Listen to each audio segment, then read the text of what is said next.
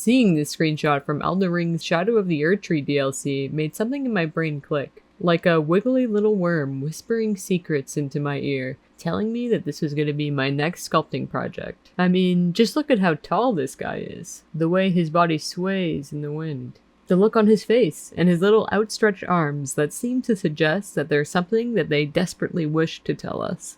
Who could resist? Certainly not me. So, follow along as I create more stories about this guy in my head, as I concoct a plan on how to physically bring them into existence. To get started, I'm going to grab out some cosplay in white. Since it looks as though these worms are completely illuminated in a blue glow, I want the sculpture to be as bright once it is time to paint them. I'm not totally sure how much clay I'm going to need for this sculpture, but I know I want it to have a good amount of height to it. I'm always fully prepared to suffer in whatever way is necessary, especially when you can see the suffering will lead you to the light, or the worm, in our case today, at the end of the tunnel. I segment the pain by squishing just small bits of the clay at a time, and before I know it, my determination has led me to create a mountain surely sizable enough to get the task I have in mind done. In previous videos, I've mentioned that there are different methods that you can do that are less taxing on your hands. Although personally, I tend to prefer to use my hands to get my clay to a workable state. The most obvious challenge with making this sculpture for me will be trying to fight against the physics of the sculpture. I'm a little worried that the sculpture could be too heavy and too tall to stand up on its own without falling on its face. I'll have to be a little more creative than usual when creating the foundation of this sculpture in order for this to work out. I ended up deciding that I had two options to choose from. I would either use some rocks I collected for a video I made of this Legend of Zelda Makar Korok sculpture, or use this unopened bag of marbles that I happened to have tucked away. I ended up going with the bag of marbles because their circumference is definitely smaller than the rocks, and they were purchased for my first pet, a hamster named Kotaro that my partner and I had together, which makes using them feel a little cuter to me. Early into her life, she developed some pretty serious mobility issues and limitations. So much so that she was under palliative care for most of her life. Sadly, we never got to test the marbles out, as she passed soon after her case of the wobbles increased. But looking at these marbles now makes me smile. I thought I probably would never have a use for them again, but here we are. Let's all take a second to thank Kotaro for the help. And yes, I did name her after Kotaro from Sekiro. I'll start the worm off by covering up the marbles with some tinfoil. The tinfoil will give the glass some texture for the clay to better hold on to. The size of the marbles set the stage for the size of the sculpture. Once I have the three pieces built together, I can begin to visualize how tall I'm going to make it. And I know that I don't want to stray too far from where the total circumference of the piece is now. Basically, it felt a lot less heavy than I was hoping for, but I chose to keep going forward with the idea. If worse came to worse, I could make an additional non-cannon support beam for him on top of everything else. Maybe he could be an old worm with a little cane. I don't know. You may be wondering whether or not these glass marbles are oven safe, and to be completely honest with you, I have no idea. I do feel confident though that they won't be a problem considering how low of a temperature polyamor clay is baked at. They might explode though. Could be. I'll put the weighted section of our piece away for now and grab some armature wire. Once I have the wire folded, I'll place my finger in the loop that we've created and use my hands to hold the two pieces of the wire at the bottom. Then I'll just wind my hand around, creating a simple twisted rope braid with the wire. It's best to wind the wire up as tightly as you are able. Due to the flexible nature of the wire I'm using, I can still manipulate the shape of the wire pretty easily. I'll use it to help shape the body of the worm. I'm going to try to give him as much of a lean as I can get away with. The wire that I'm using is quite thin and flexible, which is not super ideal for this sculpt, but is what I have on hand. I then fold the wire in half again and twist it together once more to create an even sturdier piece. Usually, I'll start by measuring out the length of the wire I want roughly, then I'll double that length so I can fold the wire evenly in half. This time though, I just grab an overly long piece of wire and fold it in half without much measuring. Then I'm gonna grab some tinfoil and wrap it around the wire. I want to bulk this part of the sculpture out with the tinfoil as much as I can to help keep this part of the sculpture light. I'll shape the piece to have a lean to it and attach it to the weighted bottom piece by attaching the two together with clay. I'll also grab some mesh wire and clay to reinforce the bond between the two pieces just a bit more. I'll bulk out the piece and then cover up the rest of it with clay. Next, I'll spend a bit of time just making everything smoothed out while making sure the circumference of the piece is consistent. Now it is time for the face. I'll start by plopping pieces of clay down to form a perfect circle. At least, mostly perfect. Then I'll smooth everything out with this larger rubber tip tool and refine the form. I make sure to look at it from all the angles as I do this, paying attention to the negative space around the sculpture to help guide me. Then, when I'm happy with how everything is looking, I'll flip my loop tool around to face our worm's eyes and mouth. But first, I must assess the subject. How much space is between the eyes? The mouth? From each eye to the edges of the face? I map out each point of this mentally before I create the first eye. Once the placement of one is right, I can use it as a main anchor to figure out the rest of the placements. Sometimes I'll make little marks to follow before committing to the main features, but I feel so energetically aligned with this worm that I was able to just do it all mentally. It's usually a little more stressful making faces than it was with our worm friend here. Anyway, once all these craters have been made, I'll refine the eyes and mouth further by filling in the empty sockets with just a little bit of clay. I cut this small chunk evenly in half and created the same circle shape from each half to create everything equal. My partner told me this is how he also makes meatballs. So there you go. Free cooking tip. Taking a closer look at the eyes and mouth now, I can see that their face has some interesting forms and texture to it. There's a gradual slope ringed around each eye. The way the edges of each eye and the mouth sticks out reminds me a lot of traumatically broken skin. A less scary, or maybe just slightly less scary image it makes me think of is a gyroid from Animal Crossing. So, organizing all of these images in my mind, I'll lay down thin worms around each section and begin to work out the details. I grab some gray colored clay and fill in his eyes and mouth. This will help me with painting later, but mostly it also makes the sculpture a little less disturbing looking for now. To polish up the coloring of the eyes, I mix a bit of white and gray clay together and go around all the outer edges of the eye. Doing this also helps extend that slight sloping shape from his eyelid to his eye from this side.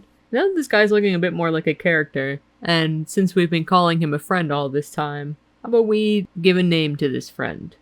What I'm trying to say is, from the moment I saw this guy, I decided that I was going to name him Ulu, because he looks like he's just trying to communicate something to us. And to me, seems like the only words that he would be able to speak are like Ulu or something, so there you go. From now on, let's also refer to this guy as Ulu. But anyway, feeling happy with where its face is at, I'll smooth out as many imperfections as I can on the whole body of the sculpture, giving it its first smoothing with alcohol and a brush before I start texturing. I didn't film myself doing this because, frankly, it felt uncomfortable to look at myself when I was editing this video.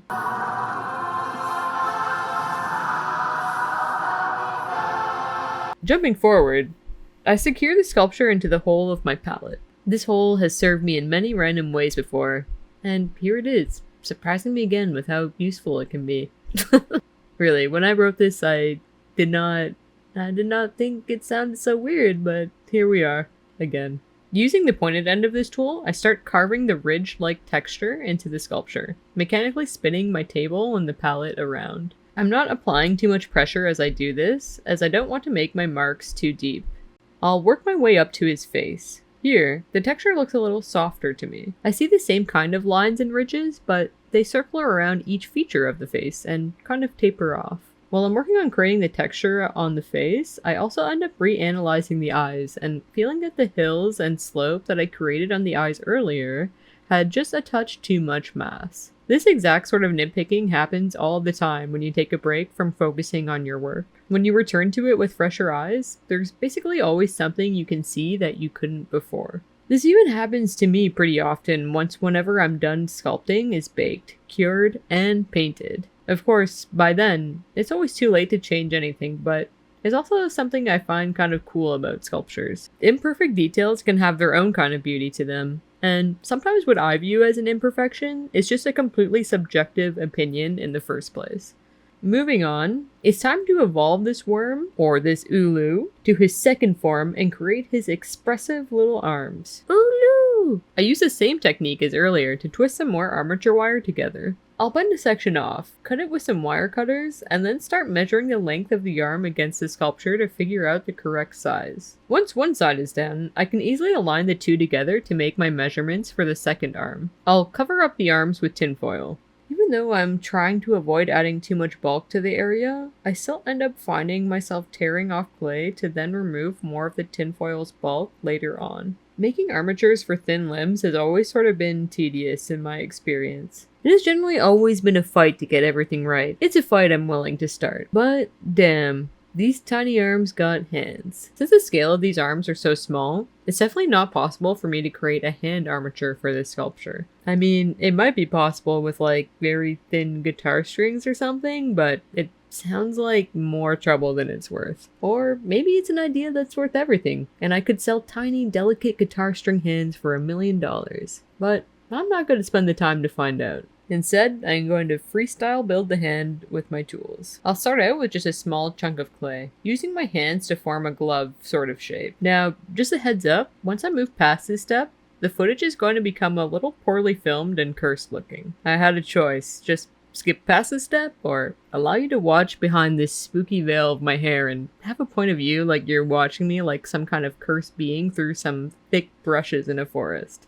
So here we go. Let's make it through the cursed section as a sacrifice to learning for a moment. Or skip ahead. I don't know. Skip ahead if you are weak. This is my first time making a hand so small and without structure, and it really is as meticulous as it looks. When you're making a hand at a larger scale and are able to make a full hand armature, things hold their form so much better. There's something I really love about it. The way that a wire skeletal frame of a hand looks is so cool on its own. When I made a set of gloom hands from Tears of the Kingdom, I genuinely enjoyed it. It took me 6 months though. Making anything with clay from start to finish is super time consuming. Some people move faster than others, but especially when you are a team of one, it really does make everything so much slower and limits how big you can go. When I learned that the whale prop in Guillermo del Toro's new Pinocchio movie took a large team of artists nearly a year to make, while the movie as a whole took 940 days to film, which is 10 times the size of what's considered a normal shooting schedule for a movie. It really helped me put into perspective just how difficult a lot of this is. What I love doing is. It helped me be just a little less hard on myself, protecting me from drawing too many comparisons to how much more quickly other artists can work. So, jumping back to what I'm doing here, I cut the clay to begin forming each finger. The process here is just going to take a lot of patience and gentle pushing around, making each finger one at a time. It will take a while to get things looking properly, and as they do, I'll be looking at my own hand for a reference. As the form starts to take shape, I'll nitpick here and there to perfect the anatomy of each area. I'll shorten each finger, checking my own hand to figure out what measurements are correct. Just like how I was cross-checking the measurements of the eyes, I will do the same with the hand. Our 4 fingers down the back of our hand makes a bit of a rectangle, which tapers inward slightly down to the fingertips. Our pointer finger and forefinger are around the same length as each other. The middle finger is the longest, and our pinky ends at about the joint closest to our fingernails. There's a triangular shape between your pointer finger's knuckle to just above the thumb's knuckle, but sort of below its base as well. This section of our hand allows for the thumb to move pretty fluidly around. It can push forward or be pulled back to a nearly neutral level with the rest of the hand. If you take a look at it yourself, it's where the skin is the loosest on our hand. Generally, the thumb is always hanging a little forward though. There's lots of little details like this that help sell a realistic look to a sculpted hand, and I'm trying to keep it all in mind. Detailing can go so much further though than what we will be doing for this guy, because overall, he's got pretty simple hands. I mean, just how complicated do you expect the anatomy of a worm to be? I don't even think they have fingernails, which, come to think of it, I'm very grateful for, because making tiny fingernails of this size sounds like more maddening than the frenzied flame itself. Happy with where the hand is at, I'll put the 2 arms and hands under a blow dryer for about 2 minutes. This will harden their form and make attaching them together easier. The clay will be in a more brittle state since it is under-cured, but if I'm careful, everything should be fine. Hopefully. To attach the hands to the forearms, I'll take some liquid polyamber clay and use it as a kind of glue between the 2 under-baked pieces and the slightly hardened clay. When I'm done with this, I'll put the arms aside for now. I want to build a base for the worm because, otherwise, they are for sure not standing on their own.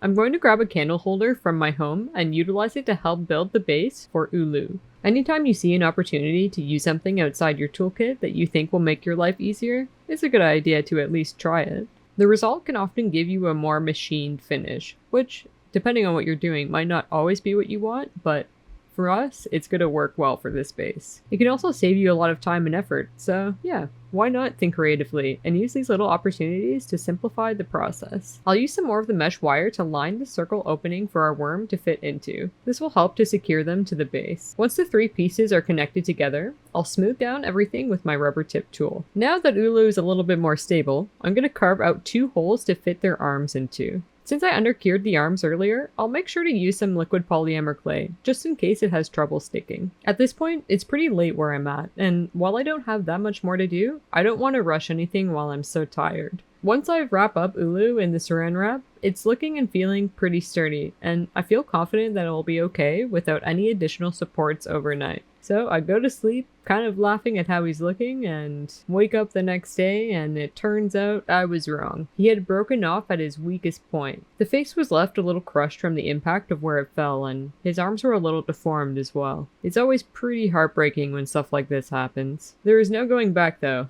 Only forward, so I'll skip ahead to a point where I managed to get everything resecured and cleaned up. Here the sculpture has been baked and it's standing very well on its own again. I think while fixing them I lost a little bit of their lean, but I'm just happy I was able to get them back to a usable place again. While they might look ready to be sanded and painted, I did spend some time off camera adding clay to the base to get the base as flush to the ground as I could. I'm not sure why, but I often have issues with clay lifting slightly from the ground, creating this unseemly gap. Whether it's the foot of a creature, or something like a base that's just meant to lay flat. At least with this type of clay though, I can just add more of it to any areas that have gaps and rebake it if necessary. I know a lot of people like to work by nailing their piece down onto a block of wood, which could be something that helps this issue from happening. I honestly don't know, but if anyone else knows why this happens, feel free to share in the comments. I do all of this off camera because I thought it wasn't all that interesting, but I do think it's at least a little interesting to hear about some of the areas I struggle with. I think it's nice to be transparent with the struggles of an artist. Maybe these are specifically my struggles and everyone else does this super easily. It's like playing any Dark Souls game. Which boss was your wall? I'd always find it interesting to know what those walls were for other people. His #1 move is getting behind you. Very sure. Mine too, though. This fight is all about becoming dizzy. In the storm. Shit. Well, it's nearly time to start painting the worm. But first, I'll sand down the whole sculpture off camera just a little bit to give everything one final smoothing. Another thing I did before jumping into painting was study other artists' paintings of glowing objects. I imagine this dude is kind of translucent in nature. The more I studied what others were doing though, the more I began to realize that it was not going to be easy enough at all. The art I was browsing was all done in 2D format. The typical style seems to be to use neon colors and lay them down in a smart way that creates what looks like a glowing aura around the object.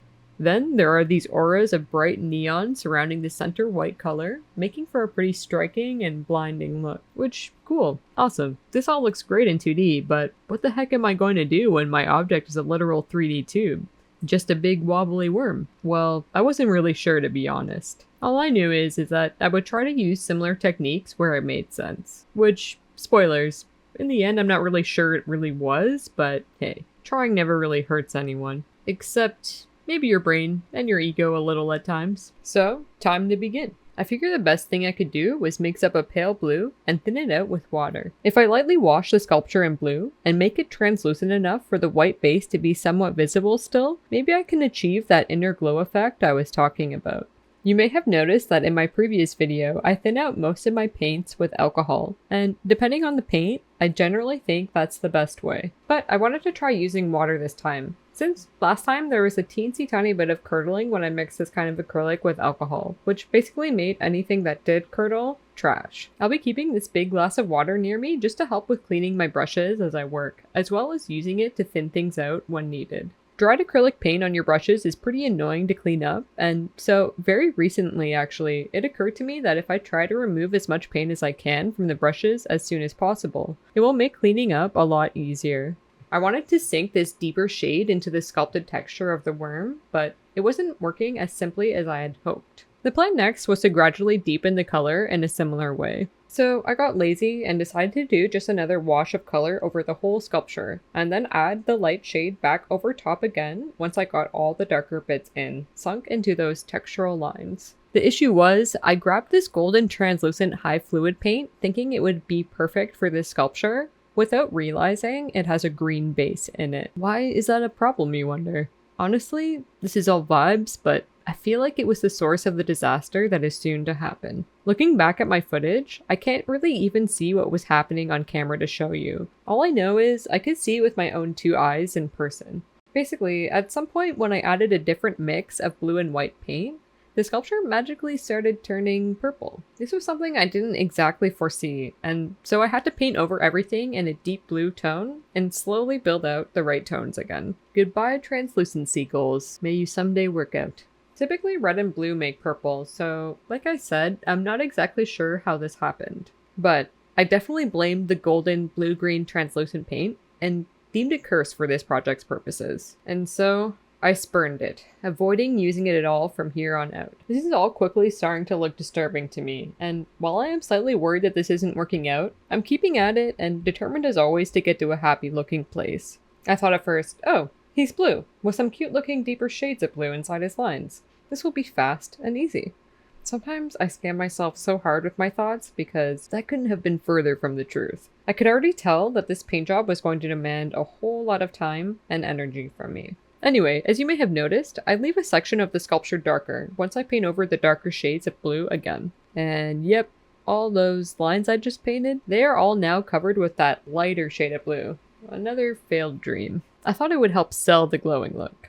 I spent a really long time weaving the lighter color at the edges so that the change of color is more gradual. Eventually though, I decided against this idea and ended up painting over this section to even everything out. I just want him to make sense from every angle I decide. Imagine light source, be gone. For now, I'm going to move on to painting the eyes. Sometimes it's nice just to move on to something else, if even for a moment. When I look at the reference, I start to think that the eyes are not just a pure black. So I start painting them blue, with the intention of deepening the shade I've put down. It's looking a little nicer for now, but I'll end up adding some gray and black onto the blue to deepen the look later on.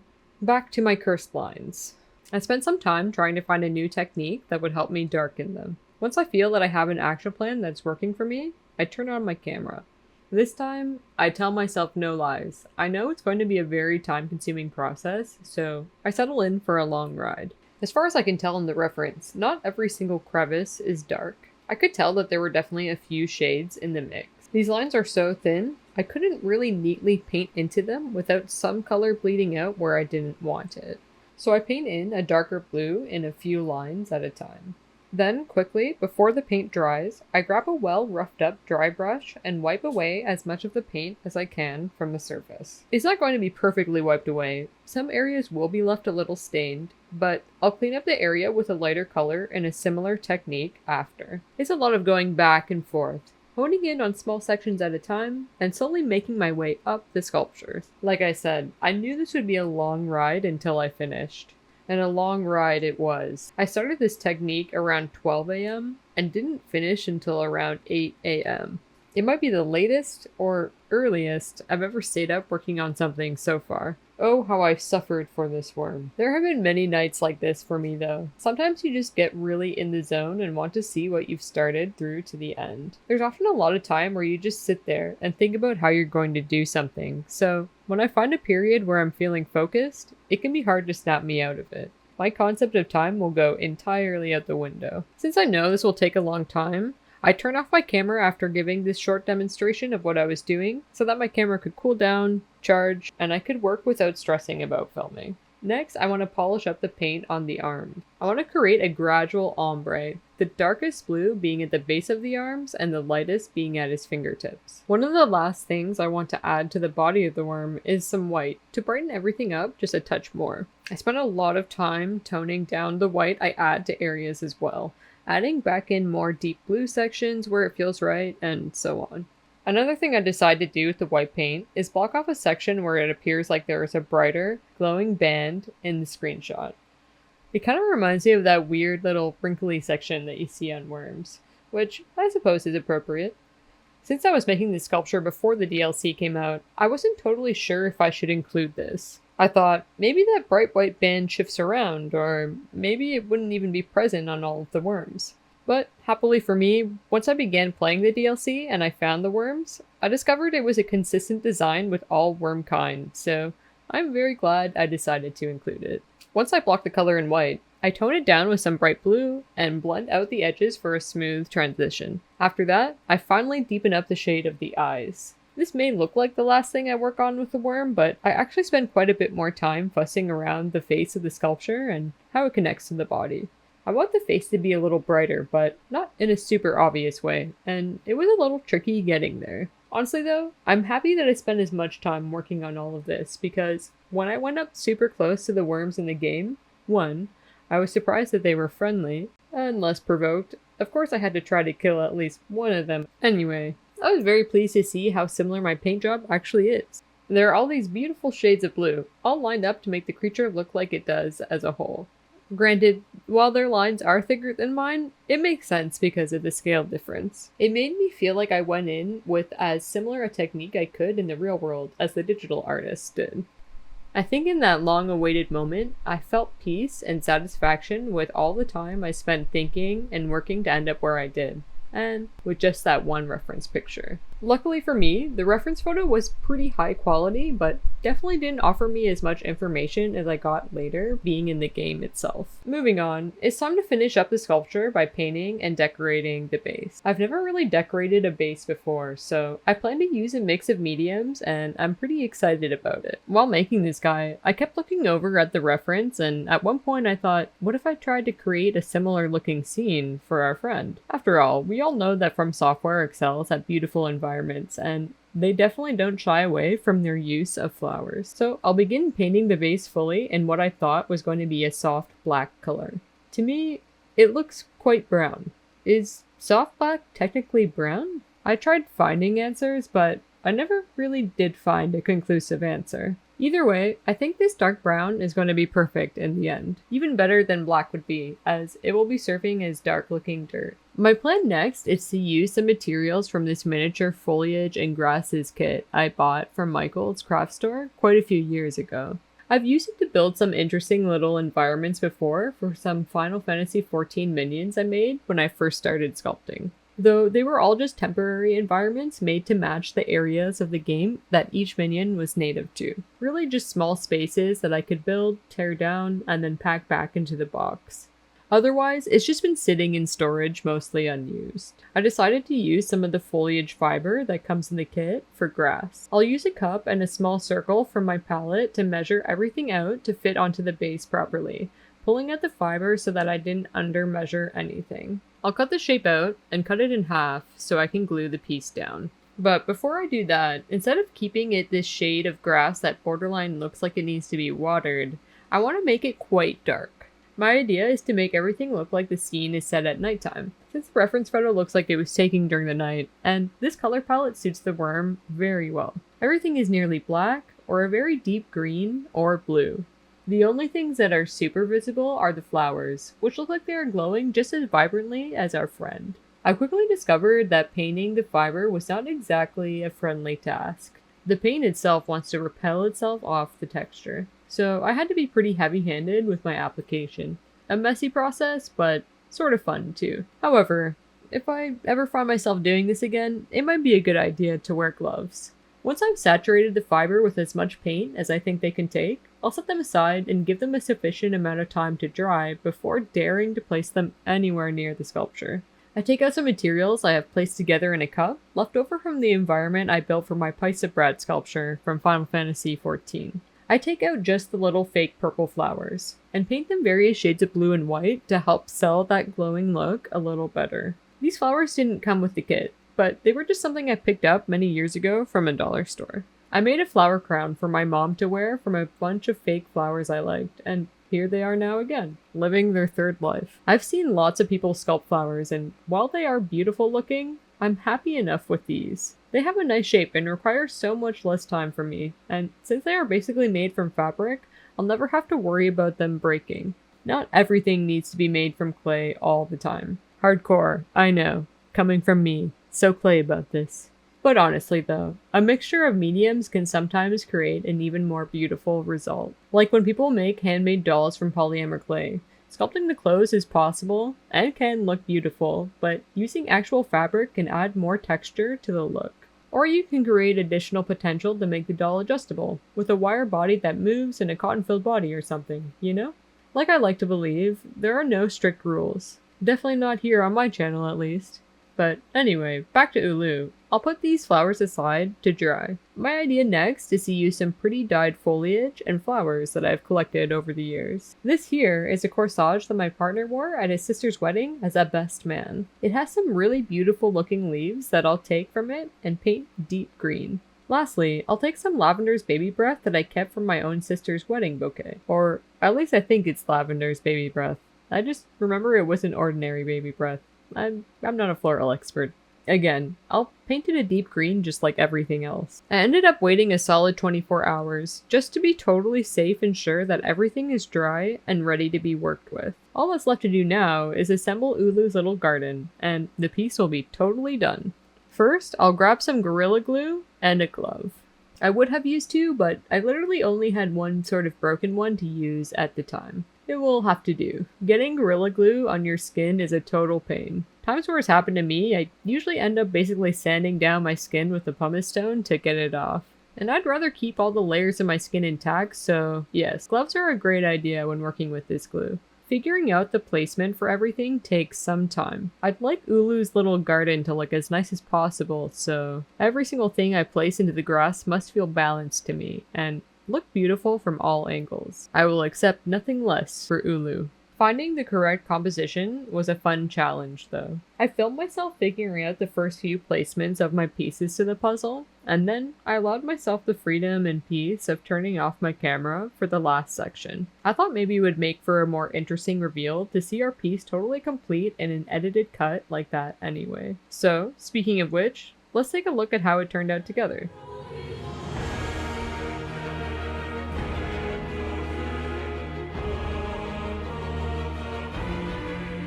So, what do you think? I'd be really happy to hear any of your thoughts sounded off in the comments below. As is tradition, let's pay some respects to the sculptures I made in the background that were there supporting me with their presence, and if you made it to the end of this video, thank you. I really hope you enjoyed your time here, and please consider subscribing. These videos take me a great deal of time to create, along with the time it takes to create my art. I'd be very happy to have any new supporting friends here. I have a few videos in the works that I'm currently working on, and I hope you stick around to check them out when they arrive. Until then, you can find me on all socials at SoClayAboutThis, where I provide lots of updates and behind the scenes content. Cheers, and as always, it's been real guys. Hope to see you in the next one.